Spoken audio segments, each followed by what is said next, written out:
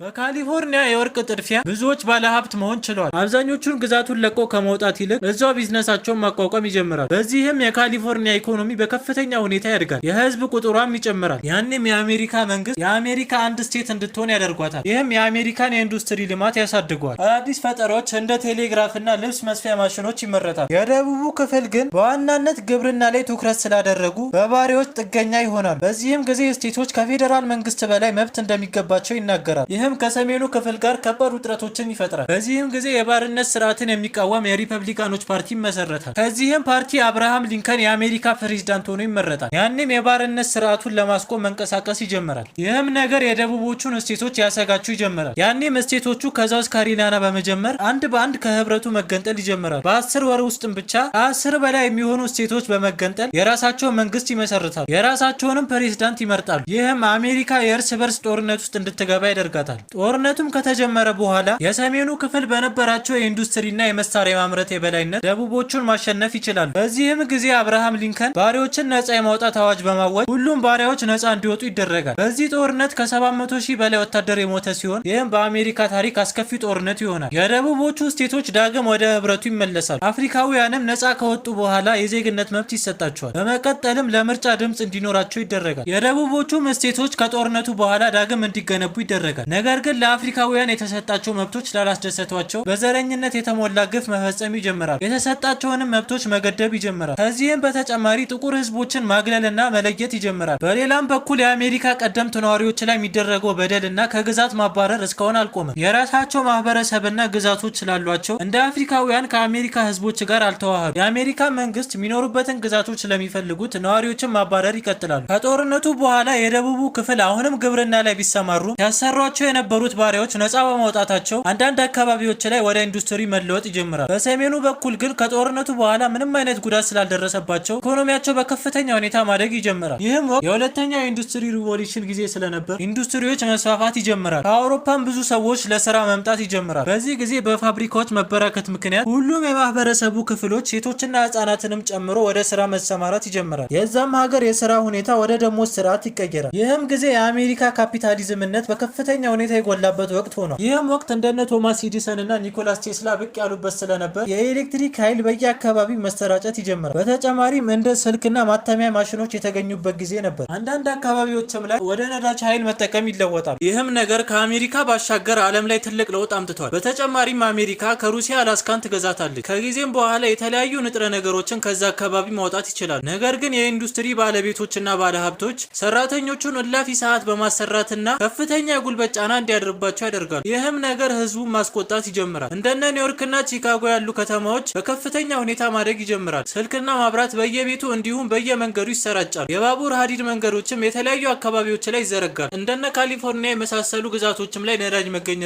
አሜሪካ በነዳጅ ምርት በጊዜው ግንባር ቀደም ሀገር ለመሆን ረድቷታል። እናም የቴክኖሎጂና የፈጠራን የበላይነት ከብሪቴን መቀማት ትችላለች። ቢሆንም የሀገሪቱ ነዋሪዎች ጋር ሰፊ የሀብት ልዩነት ነበር። በዚህም ብዙ አካባቢዎች ላይ ተቃውሞ ሲካሄድ ቆይቷል። ከአውሮፓ ሀገራትም ስደተኞች በከፍተኛ ቁጥር እየገቡ ስለነበር ወደ አህጉሩ ምዕራብ ክፍል መሰራጨት ይጀምራል። አፍሪካውያን ላይም ከፍተኛ የማግለል ስራ ይሰራል። ከማህበረሰቡም ጋር እንዳይቀላቀሉ ይደረጋል። በሌላ በኩል ደግሞ የአሜሪካ መንግስት የድሮዎቹን ነዋሪዎች ሙሉ አሸንፈው ግዛታቸውን ከወሰዱ በኋላ በዙሪያቸው የሚገኙ ግዛቶችን መያዝ ይጀምራል። ከእነዚህም መካከል ሀዋይን መውሰድ ሲችሉ በተጨማሪም ከስፔን ጋር ጦርነት በማድረግ እናም በአጭር ጊዜ በማሸነፍ ፊሊፒንና ኩባን መቆጣጠር ይችላሉ። ይህም አሜሪካን በወታደራዊ ኃይል የላቀች ሀገር ያደርጋታል። በ20ኛው ክፍለ ዘመን መግቢያ ዓመታት ላይ የብሪቴንን የስዊዝ ካናል ፕሮጀክት ተከትሎ መካከለኛው አሜሪካ ላይ የፓናማ መሸጋገሪያ ያስቆፍራል። አካባቢውንም በመቆጣጠር ዓለም አቀፍ ንግድ ስርዓት ላይ ትልቅ ድርሻ ያላት ሀገር ለመሆን ትበቃለች። በተጨማሪም ከምስራቅ ወደብ ወደ ምዕራብ ወደብ ለማመላለስ አጭር መንገድ ይሆንላታል። በቴክኖሎጂውም ዘርፍ በነዳጅ የሚሰሩ አውቶሞቢሎች በከፍተኛ ሁኔታ የሚሰራጩበት ወቅት ነበር። በሌላም በኩል ደግሞ የራይት ብራዘሮች በታሪክ የመጀመሪያውን አውሮፕላን ማብረር ይችላሉ። ከዚህም በኋላ የአውሮፕላን ምርቶች እየተሻሻሉ ይመጣሉ። በተጨማሪም የተለያዩ የቢዝነስ ዘርፎች በአንድ ግለሰብ ወይም በአንድ ካምፓኒ ብቻ እንዳያዙ በማድረግ በካምፓኒዎች መካከል ፉክክር እንዲኖር ተደርጓል። ይህም የምርት አማራጮች እንዲኖሩና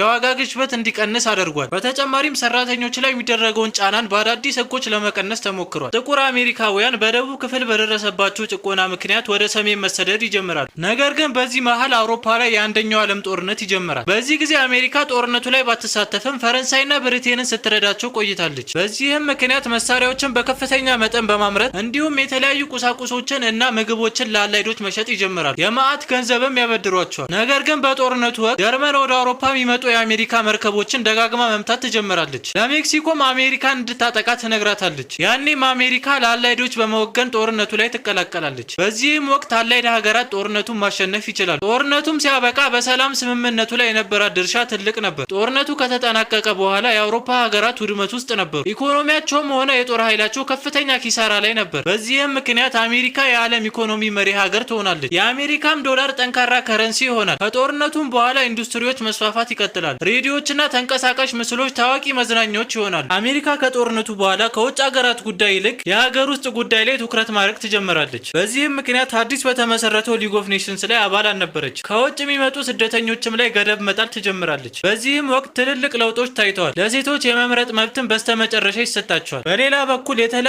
አዳዲስ ፋሽኖች እና የጭፈራ ባህሎች ማህበረሰቡ ዘንድ መሰራጨት ይጀምራል። በዚህ መሃል የአሜሪካ መንግስት ምንም አይነት የአልኮል መጠጦች ግብይትና ጥቅም ላይ ማዋል ትከለክላለች። በዚህ ጊዜ ህዝቡ መጠጣት ከማቆም ይልቅ በድብቅ መጠጦችን ማስገባትና መጠጥ ቤቶችን መክፈት ይጀምራል። ይህም ለጋንጎችና ማፊያዎች ትልቅ የገቢ ምንጭ ይሆናቸዋል። ቢዝነሳቸውንም ማጠናከር ይጀምራል። በዚህ ጊዜ የአሜሪካ መንግስት ክልከላቸውን ያነሳል። የአልኮል መጠጦችም ታክስ እንዲከፈልባቸው ያደርጋል። ነገር ግን እገዳው ቢነሳም ጋንጎች በዘረጉት ቢዝነስ ትልቅ ጥንካሬ አግኝተዋል። ከዚህ ሁሉ በኋላም ዓለም ላይ ከባድ የኢኮኖሚ ቀውስ ይነሳባታል። በዚህም ጊዜ ባንኮች መክሰር ይጀምራል። ሰዎችም ስራ አጥ ይሆናል። ነገር ግን የአሜሪካ መንግስት ነገሩን በብልሃት ማለፍ ይችላል። ትልልቅ መሰረተ ልማቶችንም መገንባት ይጀምራል። ይህም አዲስ የስራ እድል ይፈጥርላቸዋል። ለቀደምቶቹም ነዋሪዎች በስተመጨረሻም የዜግነት መብት ይሰጣቸዋል። የጠፋውንም ባህላቸውን ለማስመለስ ጥረት ያደርጋሉ። በዚህም መሃል ዓለም በድጋሚ ሌላ ጦርነት ውስጥ ትገባለች። ያኔ አሜሪካ አሁንም ገለልተኛነቷን ታውጃለች። ነገር ግን ብዙም ሳይቆይ ጃፓን የአሜሪካ ግዛት የነበረውን ፐርል ሃርበርን ትደበድባል። በዚህም ከ2000 በላይ አሜሪካውያን ይሞታሉ። በዚህ ጊዜ አሜሪካ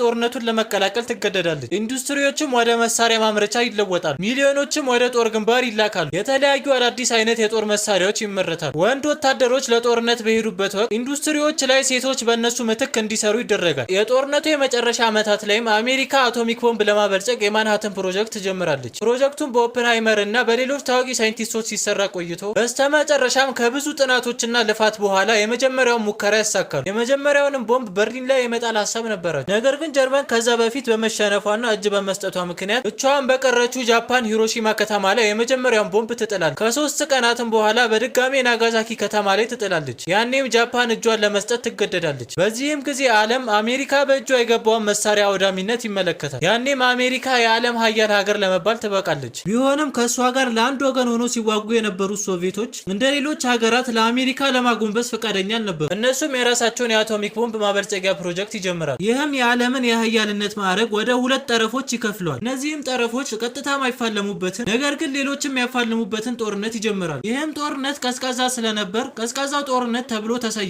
የአውሮፓ ሀገራት ከጦርነቱ በኋላ አሁንም ከፍተኛ ኪሳራ ውስጥ ስለነበሩ እና አሜሪካ አሁንም ምንም አይነት ጉዳት ስላልደረሰባት የአሜሪካው ዶላር ዓለም አቀፍ መገበያያ ይሆናል። የአውሮፓ ሀገራት ገንዘብም በዶላር እንዲታሰር ይደረጋል። የዶላር ዋጋ ደግሞ በወርቅ ዋጋ እንዲታሰር ይደረጋል። የቀዝቃዛው ጦርነት የመጀመሪያው ጦር ሜዳ ጀርመን ትሆናለች። ይህም በጦርነቱ ዋና ከተማዋን ጨምሮ ለ2 በመካፈሏ ሶቪየቶችና አሜሪካ በእነዚህ ግዛቶች መፎካከር ይጀምራሉ። ሶቪየቶች የኮሚኒስት አይነት ስርዓት ሲከተሉ፣ አሜሪካ ግን ካፒታሊስት ሀገር ነበረች። ሁለቱም ሀገራት የራሳቸውን አይዲዮሎጂ ዓለም ላይ ለማሰራጨት ከፍተኛ ትግል ውስጥ ይገባሉ።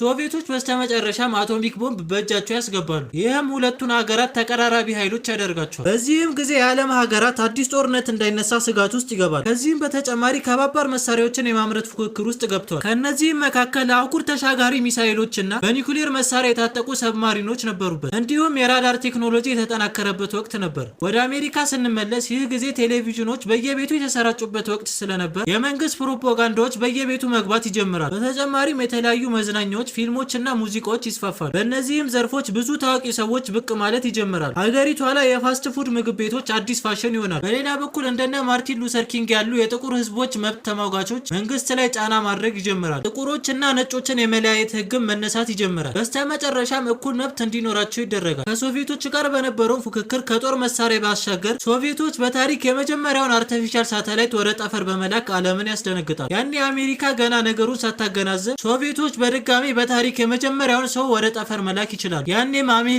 ከነሱ የተሻለ ነገር እንደምታረቅ ቃል በመግባት እንዳለችውም የመጀመሪያውን ሰው ወደ ጠፈር ሳይሆን ወደ ጨረቃ በመላክ ጠቅላላ ዓለም እየተመለከተ ጨረቃ ላይ መራመድ ይችላል። በዚህም አሜሪካ የጠፈሩን የትኛውንም ውድድር ማሸነፍ ትችላለች። ከዚህም በኋላ በነበረው አጋር የመሰብሰብ ዘመቻ ኮሪያ ላይ አዲስ ጦርነት ያስነሳሉ። ይህም ጦርነት ኮሪያን ለሁለት ሀገር ይከፍላታል። በተጨማሪም ይህ እጣ ፋንታ ወደ ቬትናም ይደርሳል። ቬትናም የሰሜኑ ክፍሎች በሶቪየቶች አይዲዮሎጂ ኮሚኒስቶች ይሆናሉ። አሜሪካም ይህ ነገር ወደ ኤዥያ እንዳይስፋፋ ቬትናም ላይ ጦርነት ትጀምራለች። ይህም ነገር የአሜሪካን ህዝብ ያስቆጣቸዋል። ነገር ግን የአሜሪካ መንግስት ወጣቶችን በግዳጅነት ወደ ቬትናም ማዝመት ይጀምራሉ። ጦርነቱን በአጭር ጊዜ እንደሚያሸንፉ ቃል ቢገቡ ቬትናም ላይ የነበረው ግን የተለየ ታሪክ ነበር። የሰሜን ቬትናም ወታደሮች ቀጥታ ከመዋጋት ይልቅ ጫካ ለጫካ በመዋጋትና ለአሜሪካ ወታደሮች የተለያዩ ወጥመዶችን በማጥመድ ከ50 ሺህ በላይ ወታደሮች ይሞታሉ። በዚህም ጊዜ አሜሪካ መኖሪያ ስፍራዎችን በቦምብ መምታት ትጀምራለች። በተጨማሪም የኬሚካል መሳሪያዎችን ትጠቀማለች። በዚህም ከቬትናም ሚሊዮኖች ይሞታሉ። ቢሆንም አሜሪካ የቬትናም ወታደሮችን ለማሸነፍ እንኳን አልቀረበች። ያኔም ነገሩን ለደቡብ ቬትናም በመተው ከግዛቶቹ ትወጣለች። ነገር ግን አሜሪካውያን ከዚህ ጦርነት በኋላ መንግስታቸው ላይ የነበራቸው እምነት ይጠፋል። በተጨማሪም ዓለም ላይ የነበራት ጥሩ ስም መጥፋት ይጀምራል። ከዚህም በኋላ ቀዝቃዛው ጦርነት እረፍት ይወስዳል። ነገር ግን በዚህ መሃል የአሜሪካው ፕሬዚዳንት ኒክሰን አንድ አዋጅ በማውጣት ዓለምን ያስደነግጣል። እሱም የዓለም መገበያ የነበረው ዶላር ከዚህ በኋላ ከወርቅ ጋር እንደማይተሳሰር እናም በአሜሪካ ኢኮኖሚ ብቻ እንደሚታገድ ይፋ ያደርጋል። ይህም ነገር ብዙ ሀገራትን ቀውስ ውስጥ ይከታቸዋል። አሜሪካም ገንዘብ በነጻነት ማተም ይጀምራሉ። በሌላ በኩል ደግሞ ይህ ጊዜ እንደነ አፕል፣ ኢንቴል እና ማይክሮሶፍት ያሉ ካምፓኒዎች የተመሰረቱበት ወቅት ነበር። እናም የግል ኮምፒውተሮች በትምህርት ቤቶች፣ በቢሮዎችና በአንዳንድ ቤቶችም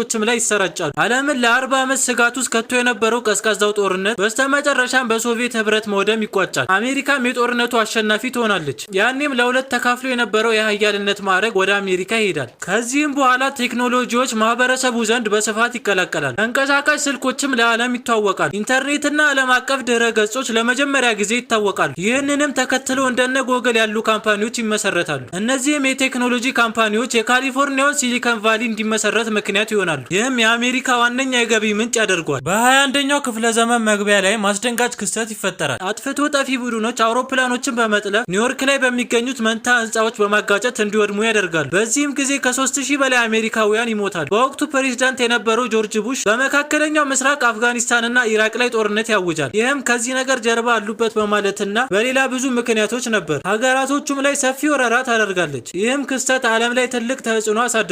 አሜሪካ ከዚህ ጊዜ በኋላ በውጭ ሀገራት ጉዳዮች ላይ በሰፊው ጣልቃ መግባት ትጀምራለች። ጉልበቷንም ለዓለም ማሳየት ትጀምራለች። በሌላ በኩል ደግሞ የቴክኖሎጂ እድገት እንደጨመረ ነበር። አፕል የመጀመሪያውን ስማርት ስልክ ያስተዋውቃሉ። እንደነ ዩቲዩብ፣ ፌስቡክ እና ትዊተር የመሳሰሉ ሶሻል ሚዲያዎች ለዓለም ይታወቃሉ። ከዚህም በኋላ ያለው አብዛኞቻችን የምናውቀውና የደረስንበት ነው። የዛሬዋንም አሜሪካ መመልከት እንችላለን። The idea held by generations of citizens who believe that America is a constant work in progress, who believe that loving this country requires more than singing its praises or avoiding uncomfortable truths. It requires